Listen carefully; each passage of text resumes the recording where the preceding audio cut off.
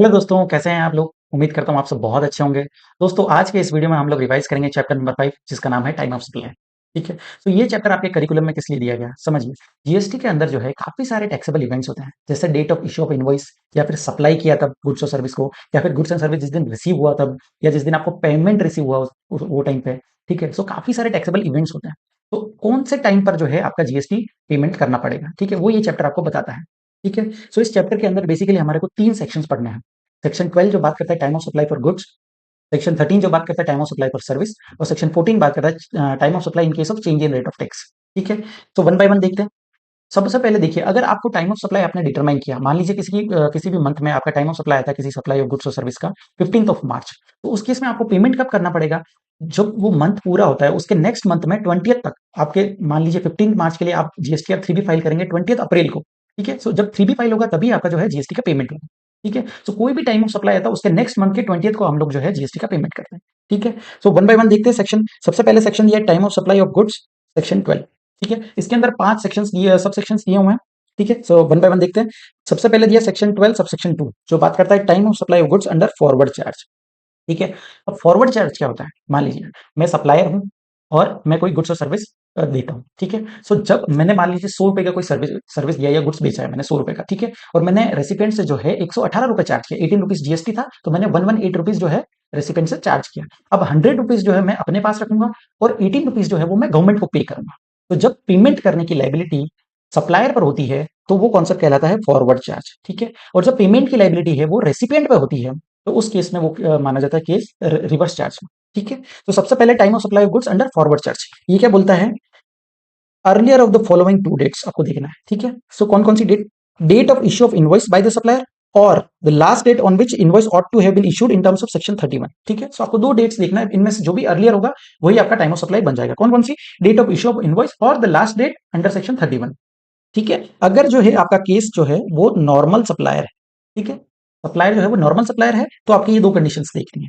अगर केस है composition supplier का या फिर कोई registered person making supplies of specified actionable claim. ठीक है? तो इस केस में आपका एक कंडीशन और जुड़ जाता है। दो कंडीशन जो पहले वाली है वो तो है ही same, date of issue of invoice और the last date under section 31। ठीक है? वो कंडीशन तो है ही, साथ में एक कंडीशन और जुड़ जाती है, वो है date of receipt of payment. ठीक है? जब पैसा रिसीव हुआ, मान लीजिए पैसा पहले ही आपको रिसीव हुआ, एडवांस रिसीव हो गया, तो उस केस में भी आपका जो है टाइम ऑफ सप्लाई बन जाएगा। ठीक है? अब ये सेम कंडीशन जो बी वाली जो कंडीशन है, ये कंडीशन जो नॉर्मल सप्लायर के लिए है वो आपको एग्जेम्प्ट की गई है और एग्जेम्प्ट किया है नोटिफिकेशन नंबर 66 बाय 2017 में। ठीक है? तो ये क्या बोलता है? इसने एग्जाम्पशन दिया ऑल टैक्स पेयर्स को एक्सेप्ट कंपोजिशन सप्लायर और registered person making supplies of specified actionable claim. तो इन दो लोगों को छोड़ करके बाकी सारे सप्लायर्स को है एग्जेम्प्ट किया है कि आपको जब पैसा जो पेमेंट का जो कंडीशन है वो आपको नहीं देखना है। मतलब आपको कोई एडवांस रिसीव हो गया है तो उस पर आपको जो है जीएसटी पे नहीं करना है। ठीक है? सो एडवांस अगर गुड्स के केस में रिसीव हुआ है तो आपको पेमेंट नहीं करना है, लेकिन अगर कोई सप्लाई ऑफ सर्विस के अगेंस्ट आपको एडवांस रिसीव हुआ है तो उस पर जो है जीएसटी आएगा। ठीक है? ये जो रिलैक्सेशन आपको दिया है ये सिर्फ और सिर्फ सप्लाई ऑफ गुड्स के लिए ही अवेलेबल है, वो भी अंडर फॉरवर्ड चार्ज ओनली। ठीक है? अगर गुड्स का केस है और फॉरवर्ड चार्ज में अगर सप्लाई किया है तो आपको पेमेंट का कंडीशन नहीं देखना है। आपके लिए सिंपल कंडीशन क्या हो जाएगा? Date of issue of invoice और the last date under section 31। ठीक है? अब date of receipt of payment क्या होता है?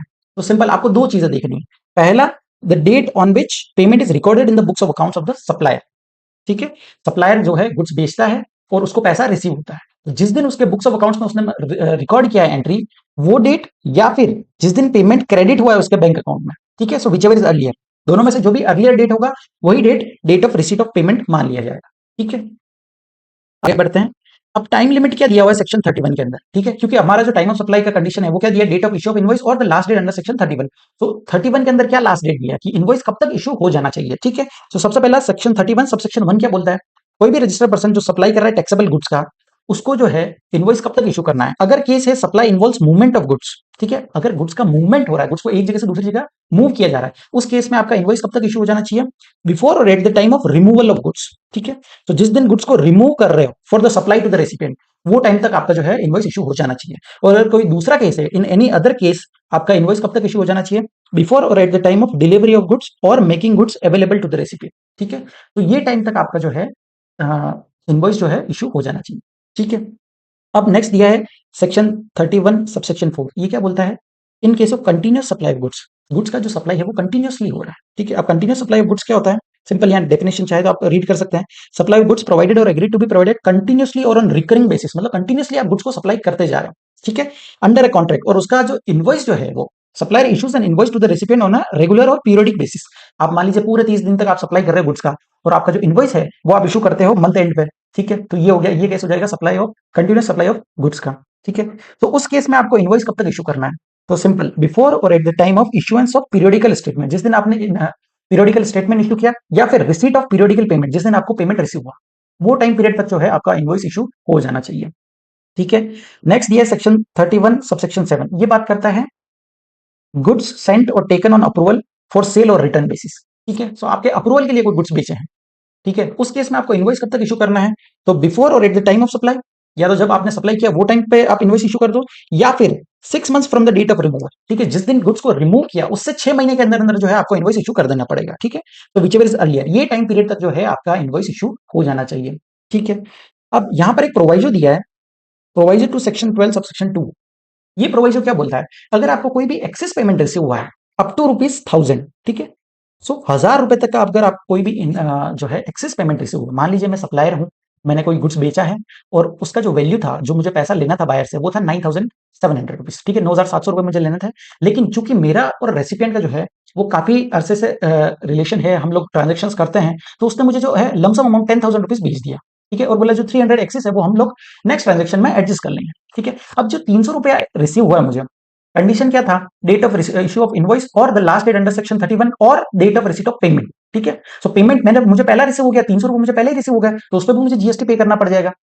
तो यहां पर क्या बोला है कि अगर पैसा एक्सेस पैसा रिसीव हुआ है जो अप टू ₹1000 तक है, तो आपको जो है पेमेंट का कंडीशन नहीं देखना है, आपको सीधा ऑप्शन है आपके पास of taking invoice date as time of supply, ठीक है, जो आपका इनवॉइस डेट है वही आपका टाइम ऑफ सप्लाई बन जाएगा, ठीक है। लेकिन अब ये जो कंडीशन दिया है कंडीशन, अब देखिए ये जो केस है, नॉर्मल सप्लायर के केस में तो आपका जो है ये कंडीशन इररिलेवेंट हो जाएगी, क्योंकि यहां पर तो पेमेंट का कंडीशन एग्जाम कर दिया है ना नोटिफिकेशन नंबर 66 में, तो यहां पर पेमेंट का कंडीशन है ही नहीं, तो इस केस के अंदर जो है आपका एक्सेस पेमेंट रिसीव होता है तो वो कोई रेलेवेंट नहीं रहेगा। लेकिन अगर केस है कंपोजिशन सप्लायर का, या फिर registered person making supplies of specified actionable claim, अगर ये वाला जो केस है, तो इस केस में जो है आपको रिलैक्सेशन मिल जाएगा, ठीक है। सो ये प्रोवाइजर समझ आ गया होगा, तो प्रैक्टिकली इरेलीवेंट है और सप्लाई ऑफ गुड्स, ठीक है। लेकिन अगर कंपोजिशन सप्लायर का केस है या फिर स्पेसिफाइड एक्शनेबल क्लेम्स का सप्लायर का केस है, तो फिर आपको रिलैक्सेशन मिल जाएगा अप टू ₹1000 तक का, ठीक है। तो यहां पर हमारा सेक्शन 12 सबसेक्शन 2 क्लियर होता है, ठीक है। अब नेक्स्ट आगे बढ़ते हैं, time of supply of goods under reverse charge, section 12 subsection 3। Reverse charge क्या होता है, जब रेसिपिएंट की लायबिलिटी होती है गवर्नमेंट को टैक्स पे करने की, ठीक है। तो इस केस में टाइम ऑफ सप्लाई क्या होगा, earlier of the following dates, ठीक है। कौन सी कंडीशंस दी है, तो यहां पर अपने को 3 कंडीशंस दी हुई है। कौन कौन सी, पहला है date of receipt of goods, जिस दिन गुड्स रिसीव हुआ आपको, या फिर डेट ऑफ पेमेंट, जिस दिन आपने पेमेंट किया। अब पेमेंट का कैसे डिसाइड करते हैं, तो जिस दिन पेमेंट एंटर किया in the books of accounts में, या फिर पैसा डेबिट हुआ in the bank account, whichever is earlier, दोनों में से जो अर्लियर होगा वही आपका डेट ऑफ पेमेंट का डेट हो जाएगा, ठीक है। तो date of receipt of goods, date of payment और 31st day from the date of issue of invoice, ठीक है। सो यहाँ पर एक टाइम पीरियड दिया कि 30 दिन तक आपको जो है 30 दिन का टाइम पीरियड दिया गया। 31st डे को हम मान लेंगे कि टाइम ऑफ सप्लाई है, ठीक है। जिस दिन आपने इनवॉइस इशू किया उसके 31st डे के अंदर अंदर आपका टाइम ऑफ सप्लाई मान लिया जाए। सो 3 कंडीशन, कौन कौन सा, date of receipt of goods, date of payment, और तीसरा क्या है, 31st day from the date of issue of invoice, ठीक है। विच एवर इज अर्लियर जो होगा वही टाइम ऑफ सप्लाई हो जाएगा अंडर रिवर्स चार्ज, ठीक है। अब यहाँ पर एक प्रोवाइजो दिया है कि अगर पॉसिबल नहीं है आपका टाइम ऑफ सप्लाई डिटरमाइन करना, क्लोज क्लोज ए बी और सी, इन तीनों से आपका टाइम ऑफ सप्लाई डिटरमाइन करना पॉसिबल नहीं है, तो उस केस में आपका टाइम ऑफ सप्लाई क्या हो जाएगा, the date of entry in the books of accounts, जिस दिन आपने बुक्स ऑफ अकाउंट्स में एंट्री किया वही आपका टाइम ऑफ सप्लाई मान लिया जाएगा, ठीक है। सो यहाँ पर हमारा सेक्शन 12 सबसेक्शन 3 भी कंप्लीट होता है। अभी तक हमने 2 सेक्शन देखे, सेक्शन 12 सबसेक्शन 2 जो बात करता है time of supply of goods under forward charge, next देखा था सेक्शन 12 सबसेक्शन 3 जो बात करता है time of supply under reverse charge, ठीक है। नेक्स्ट आगे बढ़ते हैं, सेक्शन 12 सबसेक्शन 4 जो बात करता है time of supply for vouchers exchangeable for goods, ठीक है। तो वाउचर्स क्या होता है, जनरली हम लोग शॉपिंग करने जाते हैं तो उस केस में आपने देखा कि आपको वाउचर्स दिए जाते हैं कि अगर आप 5000 से ज्यादा की खरीदारी करोगे तो आपको 1000 रुपए का वाउचर्स दिया जाएगा, ठीक है। अब मान लीजिए मुझे, मैं कुछ खरीदने गया, कपड़े खरीदने गया, पीटर इंग्लैंड के शोरूम में गया, मैंने शर्ट्स खरीदे और मुझे 5000 से ज्यादा की खरीदी की, तो मुझे 1000 रुपए का वाउचर्स मिला। अब वाउचर्स क्या होता है, वाउचर्स एक तरह का इंस्ट्रूमेंट है जो जिसको एक्सेप्ट किया जाता है एज अ कंसिडरेशन। ये क्या, एक कंसिडरेशन का काम करता है कि जब मैं अगली बार वो वाउचर्स लेके जाऊंगा 1000 रुपीज के, तो मुझे उसके बदले में जो है मुझे शर्ट्स दिए जाएंगे, ठीक है। सो ये कंसिडरेशन का काम कर रहा है। अब यहां पर आपको टाइम ऑफ सप्लाई कैसे डिटरमाइन करना है, अगर जो है सप्लाई आइडेंटिफाइबल है, ठीक है। अब मेरे एग्जाम्पल में क्या था कि मैं वाउचर्स लेके जाता हूँ और बदले में मुझे शर्ट मिलते हैं। ठीक है। सो यहाँ पर सप्लाई जो है आइडेंटिफाइबल है कि शर्ट से मिलेंगे।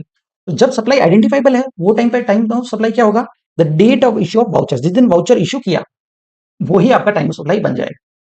ठीक है। लेकिन अगर कोई अदर केस है जहां पर सप्लाई आइडेंटिफाइबल नहीं है, मान लीजिए मेरे पास कोई फूड कूपन है, अब मैं उस फूड कूपन से कौन सा चीज खरीदूंगा, कौन सा चीज खाऊंगा, वो आइडेंटिफाइबल नहीं है, या फिर मेरे पास कोई अमेजोन के वाउचर्स है। ठीक है। अब उस वाउचर से मैं क्या खरीदूंगा, वो सप्लाई आइडेंटिफाइबल नहीं है।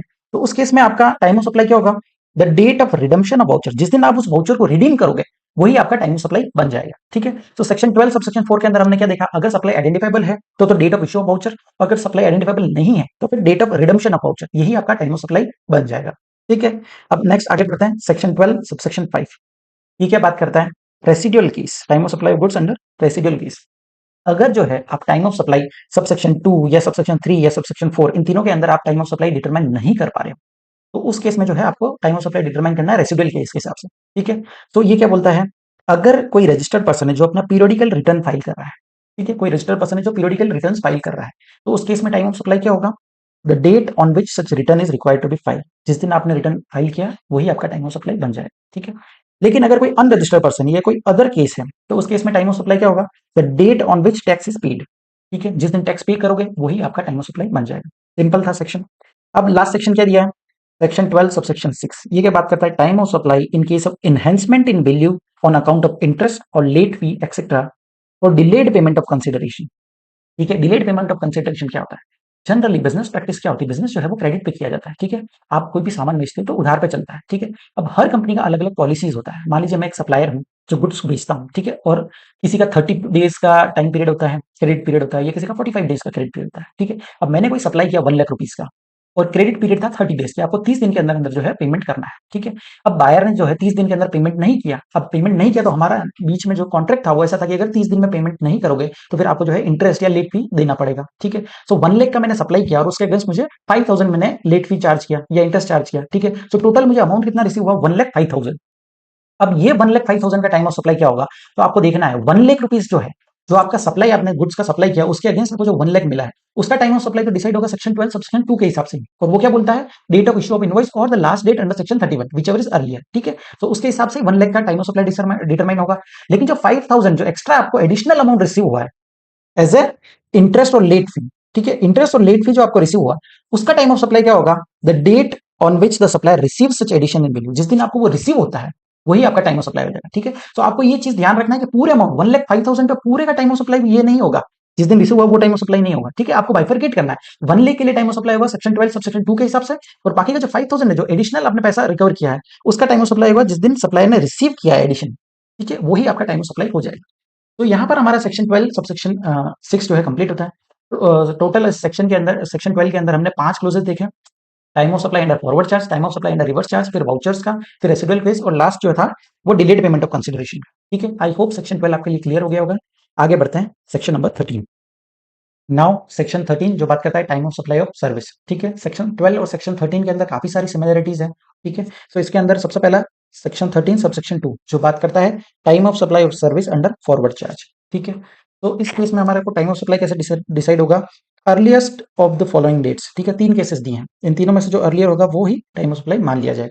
पहला केस बोलता है if the invoice is issued within the period prescribed under section 31। ठीक है। अगर इनवॉइस टाइम लिमिट के अंदर इशू हो जाता है उस केस में टाइम ऑफ सप्लाई क्या होगा, date of issue of invoice और the date of receipt of payment whichever is earlier. ठीक है। तो date of issue of invoice और date of payment whichever is earlier जो होगा वही आपका टाइम ऑफ सप्लाई बन जाएगा। लेकिन सेकंड केस, अगर इनवॉइस नहीं इशू होता है, invoice is not issued within the period prescribed under section 31, उस केस में टाइम ऑफ सप्लाई क्या होगा, date of provision of service, जिस दिन सर्विस दिया है, या फिर date of receipt of payment whichever is earlier. ठीक है। सो इन दोनों में से जो भी अर्लियर होगा वही आपका टाइम ऑफ सप्लाई बन जाएगा। नेक्स्ट क्या दिया है, अगर in a case where the provision of clause A और clause B do not apply. ठीक है। क्लोज ए और क्लोज बी दोनों ही अप्लाई नहीं करे तो उस केस में टाइम ऑफ सप्लाई क्या होगा, date on which the recipient shows the receipt of service in his books of accounts, जिस दिन अपने बुक्स ऑफ अकाउंट्स में वो शो करेगा रिसीट, वही आपका टाइम ऑफ सप्लाई बन जाएगा। ठीक है।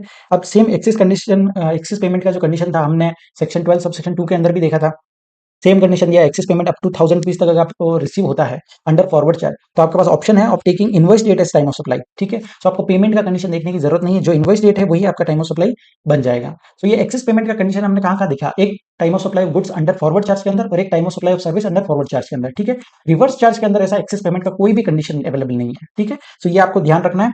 Section 12 subsection 2 and section 13 subsection 2, इन दोनों सेक्शन के अंदर ही आपको एक्सेस पेमेंट का अप टू 1000 रुपीज का रिलैक्सेशन दिया गया है। ठीक है, अब टाइम लिमिट क्या है इनवॉइस इशू करने का, तो वो सेक्शन 31 ने मैं बताया। सेक्शन 31(2) क्या बोलता है कि इनवॉइस कब तक इशू हो जाना चाहिए, अगर सर्विस का केस है। ठीक है, तो either before the provision of service, जिस दिन सर्विस दिया उससे पहले, या फिर within 30 days from the date of supply of service, जब सर्विस दिया उसके 30 दिन के अंदर अंदर जो है आपको इनवॉइस इशू कर देना है। ठीक है, और ये जो लिमिट है 30 days का, ये लिमिट हो जाएगा 45 days in case of insurance company, banking company, financial institution including NBFCs. ठीक है, तो अगर ये कंपनीज है तो आपका जो 30 days का पीरियड है वो 45 days होगा। बाकी नॉर्मल केस में 30 दिन के अंदर अंदर आपको इनवॉइस जो है इशू कर देना है। ठीक है, अब यहाँ पर एक प्रोवाइजो दिया है, प्रोवाइजो टू रूल 47। ये क्या बोलता है, अगर कोई इंश्योरेंस कंपनी है, बैंकिंग कंपनी है या फाइनेंशियल इंस्टीट्यूशन है इंक्लूडिंग एनबीएफसी, टेलीकॉम कंपनी, ठीक है, वो टैक्सेबल सप्लाई करते हैं अपने किसी डिस्टिंक्ट पर्सन को। Taxable supplies between distinct person is specified under section 25। Distinct person क्या होता है, सेम पेन सेपरेट रजिस्ट्रेशन। ठीक है, तो डिस्टिंक्ट पर्सन के बीच में कोई सप्लाई करते हैं तो उस केस में इनवॉइस कब तक इशू करना है, before or at the time of recording such supply in the books of accounts, जब बुक्स ऑफ अकाउंट्स में रिकॉर्ड करते तब, या फिर before the expiry of the quarter during which supply was made, जब जब सप्लाई किया उसके एंड ऑफ द क्वार्टर, जब क्वार्टर एंड होगा तब तक आपको जो है इनवॉइस इशू कर देना है। ठीक है, आगे बढ़ते हैं। कंटिन्यूस सप्लाई ऑफ सर्विस, अब हमने सेम चीज पढ़ा था कंटिन्यूस सप्लाई ऑफ गुड्स के केस में। ठीक है, कंटिन्यूस सप्लाई ऑफ सर्विस क्या होता है, ऐसी सर्विस जो प्रोवाइड की जाती है कंटिन्यूसली या फिर और recurring basis under a contract for a period exceeding 3 month.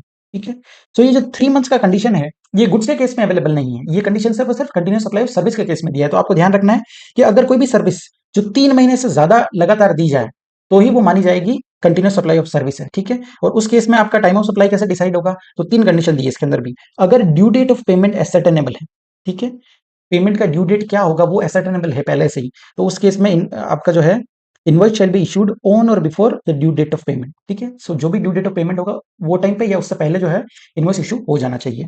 अगर due date of payment ascertainable नहीं है फ्रॉम द कॉन्ट्रैक्ट, ठीक है, तो उस केस में इनवॉइस कब इशू करोगे, before or at the time when the supplier of service receives the payment, जब पेमेंट रिसीव हुआ है वो टाइम तक जो है आपको इनवॉइस इशू कर देना है।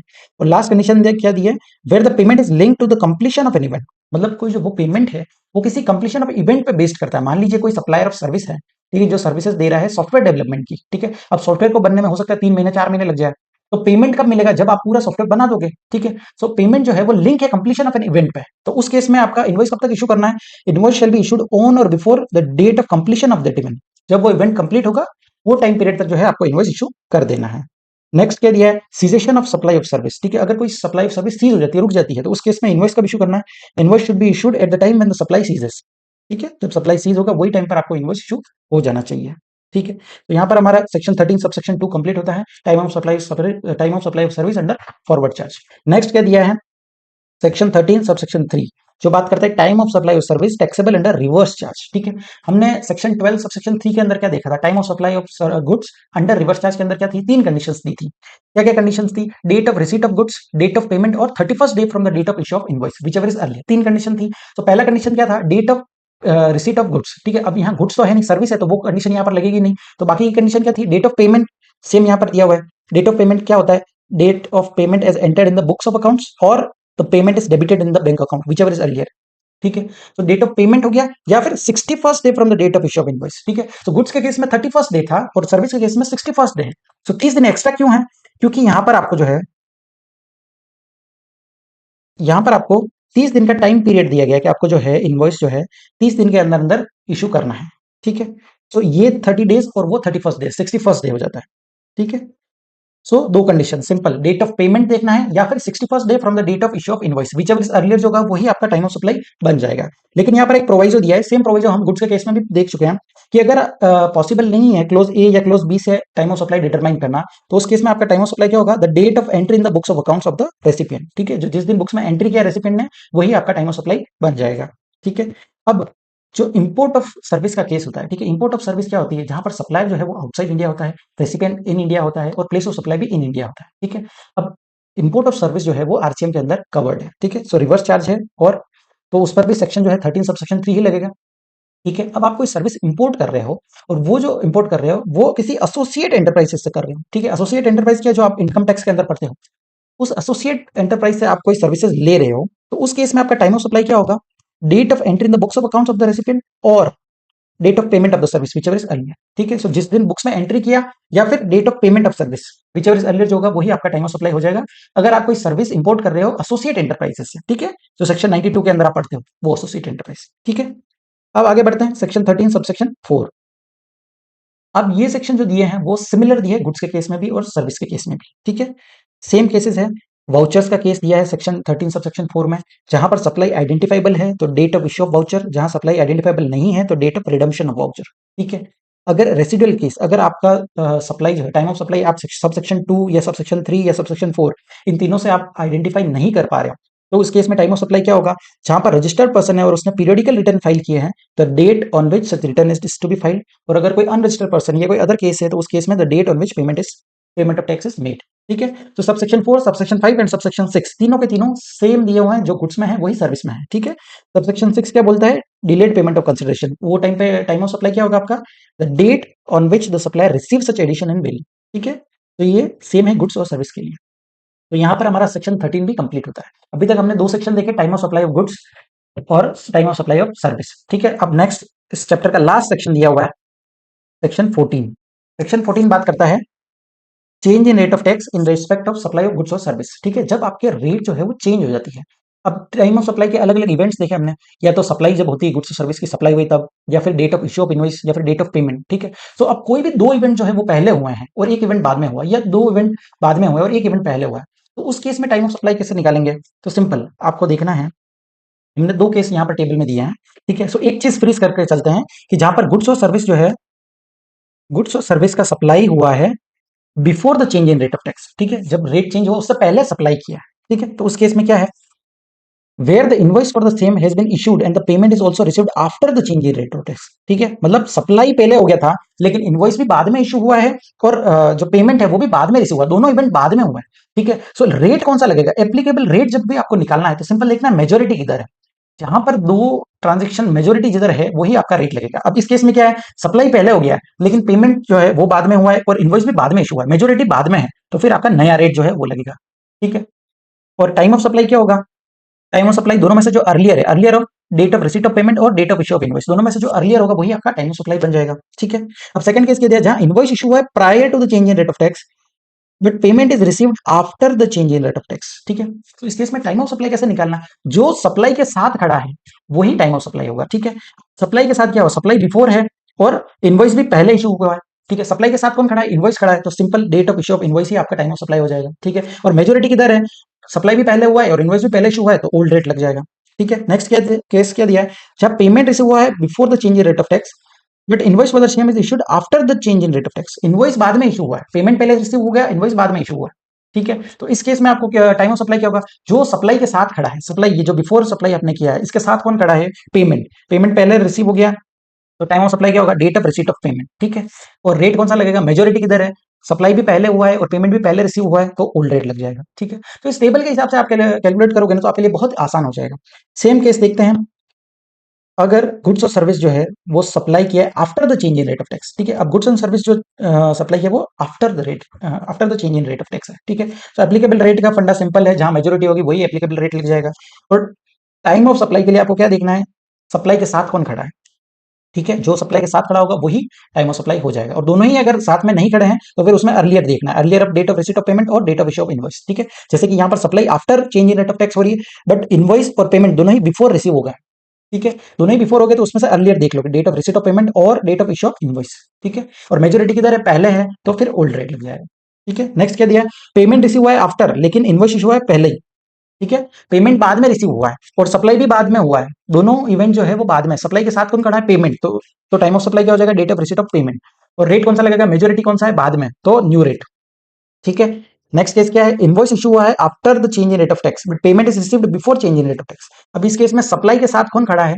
इनवॉइस खड़ा है। ठीक है, इनवॉइस बाद में इशू हुआ है, तो उस केस में टाइम ऑफ सप्लाई क्या होगा? Date of issue of invoice, और रेट कौन सा लगेगा? न्यू रेट, क्योंकि मेजोरिटी देखना है। ठीक है, तो ये टेबल के हिसाब से आप करोगे आपको बहुत आसान लगने वाला है। ठीक है, अब यहाँ पर एक पॉइंट दिया है कि जहां पर भी कोई रजिस्टर्ड पर्सन है जो सप्लाई कर रहा है गुड्स का, ठीक है, सेक्शन 14 के अंदर कोई गुड्स की बात अगर हो रही है तो जहां पर भी दिया हुआ है date of issue of invoice, आपको देखना है date of issue of invoice और the last date under section 31, दोनों ही डेट्स देखनी है। अगर केस है गुड्स का, सर्विस के केस में ऐसा कोई आपको देखने की जरूरत नहीं है, सर्विस के केस में सिर्फ आपको date of issue of invoice देखना है। लेकिन अगर गुड्स का केस है तो आपको दोनों कंडीशन देखनी है, date of issue of invoice और last date given under section 31, ठीक है। नेक्स्ट क्या दिया है, date of crediting of payment in bank account to be the date of receipt of payment, ठीक है। Date of receipt of payment क्या होता है, बुक्स और बैंक अपन देखते हैं, ठीक है, बैंक में कब रिसीव हुआ और बुक्स में कब रिकॉर्ड किया, विच एवर अर्लियर जो होगा वही आपका date of receipt of payment होता है जनरली, ठीक है। लेकिन अगर पैसा जो है such credit takes place after 4 working days of change in rate of tax, जब रेट चेंज हुआ उसके 4 दिन के बाद रिसीव हुआ अगर पैसा आपको, ठीक है, बैंक अकाउंट में जो आपको रिसीव हुआ है आफ्टर 4 वर्किंग डेज रिसीव हुआ है, तो उस केस में जो है आपको डेट क्या लेना है, date of crediting of payment in the bank account, ठीक है। उस केस में बुक्स का आपको नहीं देखना है कि बुक्स में कब रिकॉर्ड किया, वो कंडीशन आपको नहीं देखनी है, और सिर्फ आपको जब पेमेंट रिसीव हुआ है, जिस दिन पेमेंट रिसीव हुआ है बैंक अकाउंट में, वही आपका जो है date of receipt of payment बन जाएगा, ठीक है। तो यहां पर हमारा जो है सेक्शन 14 भी कंप्लीट होता है। 7 पेजेस के अंदर अंदर हमने इस पूरे चैप्टर को कंप्लीट किया है, ठीक है। 3 सेक्शन पढ़े, सेक्शन 12, 13 एंड 14। ये चैप्टर बहुत ही इजी है और अच्छे से आप इसको कवर कर सकते हैं, लेकिन फिर भी मैं सजेस्ट करूंगा कि आप इसके क्वेश्चंस भी सॉल्व कीजिए तो आपको और ग्रिप बैठेगा, ठीक है। तो I hope this video will be helpful to you. Thank you so much, bye bye.